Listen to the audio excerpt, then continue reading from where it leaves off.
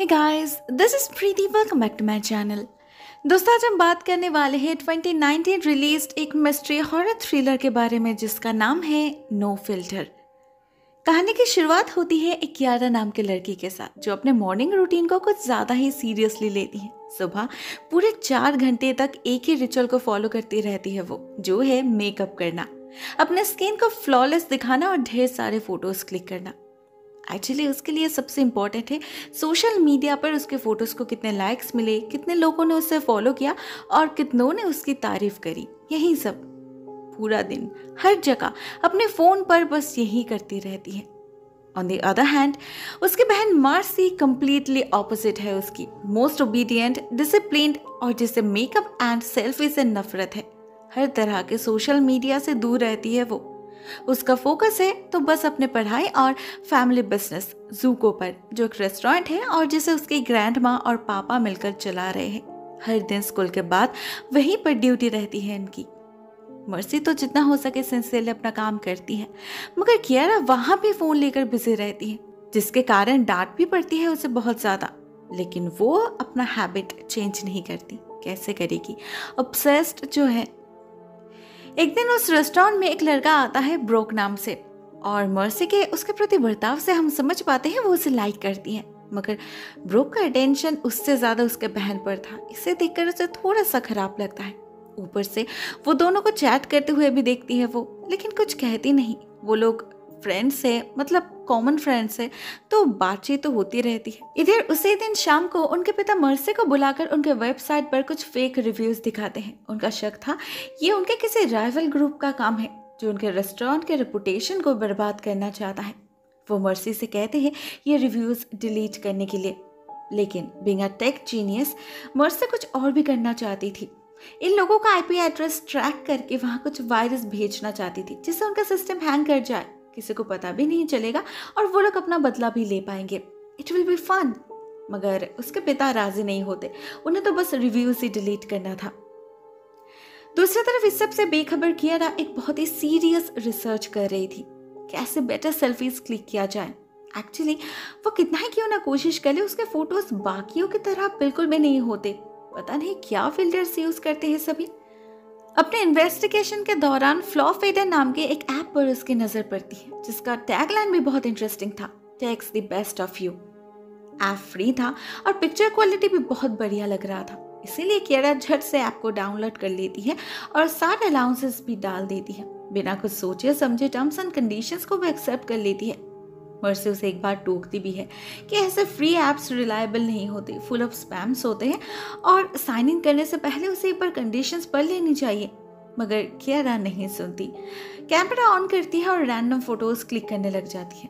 Mercy notice करती है इस ऐप का फ्लैश लाइट कुछ ज्यादा ही अजीब है, पिंक कलर का, जो उसने पहले कभी नहीं देखा। मगर कियारा इन चीजों पर ध्यान नहीं देती क्योंकि इस ऐप के आउटकम से वो लिटरली स्पेल बाउंड हो चुकी थी। उसके फोटोज तो बिल्कुल प्रोफेशनल दिख रहे थे। खुशी से नाचने लग जाती है कियारा और अपने साथ साथ अपने टेडी का भी फोटोज क्लिक करती है। मर्सी का भी करती, मगर वो फोटोफोबिक है इसलिए कियारा फोर्स नहीं करती। उस रात बहुत चैन से सो पाती है वो। उसे इतनी खुशी महसूस हो रही थी ऐसे कोई जैकपॉट मिल चुका हो उसे। ऐसे ही कुछ दिन बीत जाते हैं और एक दिन सुबह अचानक ही अपने फोन पर एक नोटिफिकेशन मिलता है उसे, गैलरी बेट कहकर। अब इसका मतलब तो वो समझ नहीं पाती, मगर उसे एहसास होता है उसके आईज कुछ डिस्टर्ब कर रहे हैं, उसे कुछ क्लियरली दिखाई नहीं दे रहा। उसे लगता है जरूर कुछ माइनर इश्यूज हैं, इसलिए वो ज्यादा ध्यान नहीं देती।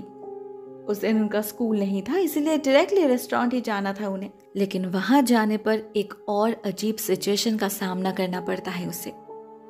खाना सर्व करते वक्त एक लड़की उसे देखकर बहुत डर जाती है और चिल्लाने लगती है। कियारा तो कुछ समझ ही नहीं पाती। ना वॉशरूम जाकर चेक करने पर उसे कुछ दिखाई देता है क्योंकि उसका विजन पहले से भी बदतर हो चुका था। इसी बीच वहां एक और लेडी उसे देखकर डर जाती है। उसके एक्सप्रेशन से कियारा इतना तो श्योर हो चुकी थी कि उसके फेस पर ही कुछ गड़बड़ है, तो वो और कोई रिस्क ना लेकर घर जाने की डिसाइड करती है। हुड से जितना हो सके अपना फेस कवर करती है और पागलों की तरह भागकर घर पहुंचकर वॉशरूम में छुप जाती है। उधर उसके बर्ताव से मर्सी बहुत ज्यादा कंफ्यूज्ड हो चुकी थी। उसे लग रहा था कियारा मजाक कर रही होगी, उसका रिकॉर्ड ही कुछ ऐसा है। उसके इन केयरलेसनेस के कारण मार्सी पर डबल प्रेशर पड़ता है। पापा से डांट ना पड़े इसीलिए हमेशा उसे कवर अप करना पड़ता है। गुस्सा तो आएगा ही। और आज तो कियारा ने हद ही कर दी, बोलकर भी नहीं गई। पिक टाइम पर उसे ऐसे अकेला छोड़कर भाग गई। एक बार भी नहीं सोचा वो सिंगल हैंडेडली सब कुछ कैसे मैनेज कर पाएगी। ऊपर से मर्सी ब्रोक को लेकर भी उससे नाराज थी। उसे लग रहा था कियारा उसे बिट्रे कर रही है। उसे पता है मर्सी उसे लाइक करती है, फिर भी वो ब्रोक से क्लोज क्यों हो रही। मर्सी इतनी नाराज थी कि वो कियारा को जवाब देने का मौका ही नहीं दे रही थी। फाइनली जब कियारा बताती है कि ब्रोक सिर्फ उसका दोस्त है और वो लोग मेनली मर्सी को लेकर ही चैट करते हैं क्योंकि ब्रोक उसे पसंद करता है और उसे प्रपोज करना चाहता है, मगर मर्सी तो किसी सोशल मीडिया पर है ही नहीं, इसीलिए वो बस जरिया है उससे मर्सी को कनेक्ट करने का। कियारा तो बस उसे एडवाइस दे रही थी कि कैसे मर्सी को इम्प्रेस किया जाए, दैट्स ऑल, और कुछ नहीं।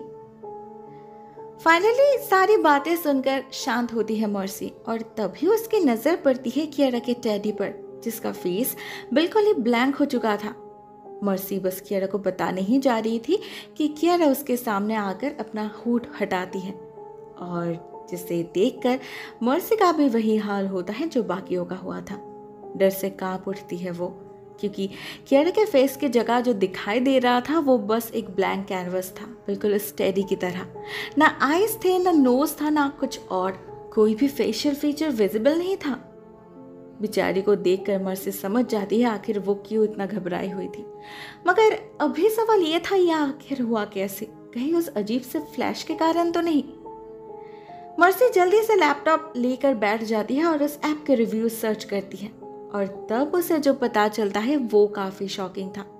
पता चलता है आज कियारा का जो हाल हुआ है वो इससे पहले भी और कई सारे लोगों के साथ हो चुका है। कई लोगों ने अपना चेहरा खोया है, मगर उन्हें वापस पाने का तरीका किसी के पास नहीं।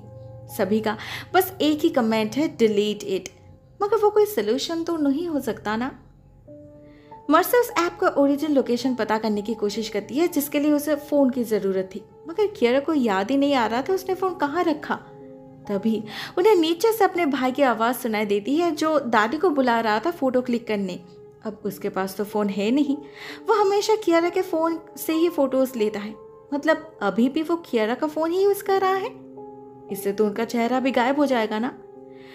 ये मर्सी होने नहीं दे सकती थी, इसीलिए वो भागती है और बिल्कुल अहम वक्त पर उनसे फोन छीन लेती है। इससे उसका भाई तो नाराज हो जाता है, बट थैंकफुली उनका पिक्चर कैप्चर नहीं होता। मर्सी उन्हें कुछ बता भी नहीं पाती क्योंकि कियारा ने मना किया था, वो उन्हें टेंशन में डालना नहीं चाहती थी। लेकिन ये एक सीरियस इशू था जो उन्हें जल्द से जल्द सॉल्व करना था। मर्सी ये भी नोटिस करती है कि कियारा के फोटोज के नीचे एक कॉइन जैसा साइन बन चुका है जिसका नंबर बढ़ता ही जा रहा है। भला ये क्या चीज है? उन्हें इसके जड़ तक पहुंचना था, जिसलिए दोनों बहन ही उस ऐप का लोकेशन ट्रैक करके उसी रात उस जगह पर जा पहुंचते हैं। मगर जो स्पॉट मैप पर दिखा रहा था वहां ऑफिस जैसा कुछ था ही नहीं, बस कुछ अबांडन बिल्डिंग्स थे जो पता नहीं कितने सालों से खाली पड़ा था। ट्रैक करने पर अचानक ही एक बिल्डिंग का होर्डिंग जल उठता है और वो लोग श्योर हो जाते हैं यही फ्लो फेडर का ऑफिस है। मगर वहां इतना अंधेरा था कि उन्हें अंदर घुसने में ही डर लग रहा था। लेकिन जैसे ही वो लोग दरवाजा खोलकर अंदर कदम रखते हैं उनके चारों तरफ एक डिम ब्लू लाइट जल उठता है और उसी आधे अंधेरे रोशनी में वो देखते हैं उनके चारों तरफ ढेर सारे बोर्ड्स या फिर कर्टन्स जैसे कुछ लटक रहे हैं जिसमें हजारों लोगों के फेसेस है। कियारा को उनमें अपने और अपने टेडी की इमेज भी दिखती है और जैसे वो अपने इमेज को टच करती है वो जाग उठता है। साथ में बाकी इमेजेस भी, ऐसे उनके अंदर किसी तरह का कोई कॉन्शियसनेस है। जब कियारा और मर्सी इन चीज़ों को समझने की कोशिश ही कर रही थी कि इसी बीच उनके पीछे एक हॉलोग्राम अपीयर करता है जो बेसिकली इस ऐप का एक वर्चुअल प्रेजेंटेशन था। वो बताता है ये जगह बेसिकली एक गैलरी है। उसने अपने ऐप के जरिए जितने भी फेसेस कलेक्ट किया है उनका एक कलेक्शन है और वो काफ़ी प्राउड है अपने पिक्स को लेकर। थोड़ी ना सभी को यहाँ स्पॉट मिलता है। मर्सी और कियारा कोई भी उसकी कोई भी बात समझ नहीं पा रहे थे। उन्हें बस कियारा का फेस वापस चाहिए था, जिस पर वो आदमी मना कर देता है डायरेक्टली। कहता है उस ऐप को डाउनलोड करते ही कियारा ने अपने चेहरे पर से सारा राइट्स खो दिया है। उस ऐप के टर्म्स एंड कंडीशंस में साफ साफ लिखा है ये बात, जिसे कियारा ने खुद ही अपने हाथों से एक्सेप्ट करी थी। करी थी ना, तो अब इसे वापस पाने का कोई हक नहीं उसे। इनफैक्ट उसका फेस तो बहुत जल्द किसी और का होने वाला है, ऑफ कोर्स जो सबसे ज्यादा प्राइस देगा उसका। यहाँ रिवील होता है इस ऐप का असली मोटो। एक्चुअली इस ऐप के जरिए ये आदमी खूबसूरत फेसेस सील कर रहा है। जो भी इस ऐप में अपनी फोटोज क्लिक करेगा, ये ऐप उसकी सारी खूबसूरती ले लेगा। तभी तो उसका टैगलाइन है, it takes the best of you. उसके बाद उसे वर्चुअल गैलरी में स्टोर करके उस पर बिडिंग किया जाएगा, मतलब ऑक्शन। जो ज्यादा भाव देगा चेहरा उसका, सिंपल। कियारा जैसे हजारों लोग इस ट्रैप में फंस चुके हैं अपने अनजाने में ही, क्योंकि आजकल के ज़माने में स्पेशली यंगस्टर्स के लिए सोशल मीडिया एक काफ़ी इंपॉर्टेंट प्लेस है। वहाँ सभी खुद को परफेक्ट दिखाना चाहते हैं, रियल लाइफ से ज़्यादा टाइम स्पेंड करते हैं वहाँ। उन्हें ख्याल भी नहीं रहता ऑनलाइन उनके कितने मोमेंट्स कैप्चर हो रहे होंगे। खुद को परफेक्ट एंड फ्लॉलेस दिखाने के लिए कुछ भी कर सकते हैं, वो किसी भी हद तक जा सकते हैं। ऐसे में कोई फ्री ऐप अगर उनकी ज़रूरतें पूरा करने की प्रॉमिस करे तो वो तो फंसेंगे ही ना। उतना लंबा टर्म्स एंड कंडीशन कौन पढ़ता है? और जब तक वो अपनी गलती समझ पाते हैं तब तक बहुत लेट हो चुका होता है। ये ऐप, ये सिस्टम पूरा ही वर्चुअल है, इसका कोई फिजिकल एग्जिस्टेंस ही नहीं, इसीलिए कोई कुछ कर भी नहीं पाता। वो फेसेस हमेशा हमेशा के लिए इसी के पास रह जाता है। मगर अभी सवाल ये था, तो क्या कियारा के साथ भी यही होगा? शायद नहीं, क्योंकि मर्सी ऐसा होने नहीं देगी। वो सबकी तरह पैनिक नहीं करती। ऐसे चैलेंजिंग सिचुएशन में भी दिमाग को शांत रख के पूरे खेल को समझती है वो। उसे पता था इस ऐप को पूरी तरीके से क्रैक शायद वो नहीं कर पाएगी, मगर इसे क्रैक तो कर सकती है ना। इसीलिए वो इस ऐप को हैक करके उसमें अपना वायरस डाल देती है, जो देखते ही देखते पूरे सिस्टम को डिस्टर्ब कर देता है। ड्रास्टिकली कॉइन्स कम होने लगते हैं, जिससे ये ऐप डर जाता है। ऐसे सिचुएशन के लिए तैयार नहीं था वो। फाइनली काफी लॉसेस के बाद उसे मर्सी की बात एक्सेप्ट करनी ही पड़ती है। वो कियारा को अनबाइंड तो कर देता है, लेकिन उस पर भी मर्सी को एक एग्रीमेंट एक्सेप्ट करना पड़ता है, टर्म्स एंड कंडीशंस पढ़े बिना ही, क्योंकि उसे वो मौका ही दिया नहीं जाता। साइन करते ही इधर कियारा को अपना फेस वापस मिल जाता है और वो हॉलोग्राम भी गायब हो जाता है। लेकिन जाते जाते एक क्रिप्टिक स्माइल के साथ एक बात कह जाता है वो, कि कियारा फिर कभी अपना चेहरा यूज नहीं कर पाएगी। अगर फिर कभी उसे कियारा का फेस दिखा तो वो उसे ले लेगा हमेशा हमेशा के लिए। अब मर्सी 100% श्योर थी कि कियारा और कभी ये ऐप यूज करने की गलती नहीं करने वाली, इसलिए वो इस बात को उतना ध्यान नहीं देती, उतना सीरियसली नहीं लेती। खुशी खुशी अपने बहन के साथ घर लौट आती है। इस हादसे से एक पॉजिटिव आउटकम ये निकलता है कि फाइनली कियारा को अपना वैल्यू रियलाइज हो चुका था। वो पहले से भी ज्यादा कॉन्फिडेंट फील कर रही थी, अपने आप को लेकर खुश थी वो, एंड मोस्ट इम्पोर्टेंटली सैटिस्फाइड थी। इवन उसने तो अपने फोन से सारे फिल्टर ऐप्स को ही डिलीट कर दिया था। On the other hand mercy भी बहुत ज्यादा खुश थी। कियारा ने ब्रोक के साथ उसका डेट फिक्स कर दिया था, उनका बिजनेस भी स्मूथली चल रहा था। Overall everything was going well. मगर इसी बीच एक दिन अचानक पता नहीं मर्सी को क्या सोचता है, वो फ्लॉ फेडर का नया टर्म एंड कंडीशन पढ़ने बैठती है, जो उस दिन वो नहीं पढ़ पाई थी। न जाने क्यों उसे बार बार ऐसा लग रहा था कि कुछ गड़बड़ है, जो उस लिस्ट को पढ़ते ही उसे पता चल जाता है। जब उसे दिखाई देता है वहां पर लिखा है, इन फ्यूचर अगर कभी कियारा ने अपनी कोई फोटो ऑनलाइन अपलोड करी किसी भी प्लेटफॉर्म पे या किसी ऐप पे, तो ये ऐप उसके फेस को फिर से कैप्चर कर लेगा। और इस बार सिर्फ उसे नहीं, उसके बिहाफ पे जिसने कॉन्ट्रैक्ट साइन किया है, मतलब उसके बहन को भी भुगतना पड़ेगा उसके साथ। तो ये मतलब था उसके लास्ट वर्ड्स और उस क्रिप्टिक स्माइल का। उसे पता था उसका ऐप फिर ये लोग कभी यूज नहीं करेंगे, मगर कोई दूसरा ऐप तो करेंगे ना कभी उनका इमेज ऑनलाइन जाएगा ही। मतलब कियारा और मर्सी एक्चुअली कभी उसके ट्रैप से बाहर निकल ही नहीं पाए।